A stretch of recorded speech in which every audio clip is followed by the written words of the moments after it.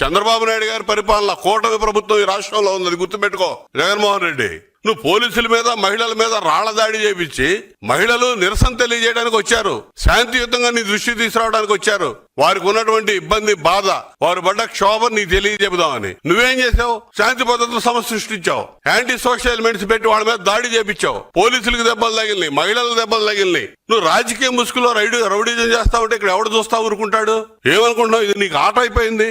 మొన్న తెనాలి పోయావు, రౌడీ షీటర్లలో పోయి వాళ్ళని పరామర్శించి, గంజాయి బ్యాచ్ని పరామర్శించి ఒక రెచ్చగొట్టే ధోరణి రాష్ట్రంలో ఒక నూతన వరవడి తీసుకొస్తా ఉన్నావు. నీ ప్రభుత్వం ఉన్నప్పుడు నువ్వు ఎటు ఇదే చేశావు. ఇలా ప్రభుత్వం మారిపోయింది. ప్రజలు ఎందుకు నీకు ఆ విధమైనటువంటి తీర్పిచ్చి నిన్ను కూర్చోబెట్టారు? నువ్వు పనికిరావని. నువ్వు సమాజానికి నీ వల్ల చాలా చెడు ఉంది, చెడు జరుగుతా ఉంది, రాజకీయానికి నువ్వు పనికిరావనేది అర్థం. ఒక ఛాన్స్ అని అవకాశం ఇచ్చిన ప్రజలు రెండో ఛాన్స్ గా నువ్వు కనీసం ప్రతిపక్షానికి కూడా పనికిరావని ఎందుకు చెప్పారు? నువ్వు చేసిన దుశ్చర్యలని చూశారు. నీతో చాలా ఇబ్బంది, రాష్ట్రం చాలా ఇబ్బంది పడిద్దని గుర్తించే నిన్ను 11 సీట్లు పరిమితం చేశారు. నువ్వు అనవసరంగా రైతుల పరామర్శ పేరుతో క్రిమినల్ బ్యాక్గ్రౌండ్ ఉన్న వారితో, రౌడీ మోకలతో దాడులు చేసటం, వీళ్ళందరినీ తీసుకెళ్లటం, ఒక మాజీ ముఖ్యమంత్రిగా ఉండి ఇదేం పనిలే?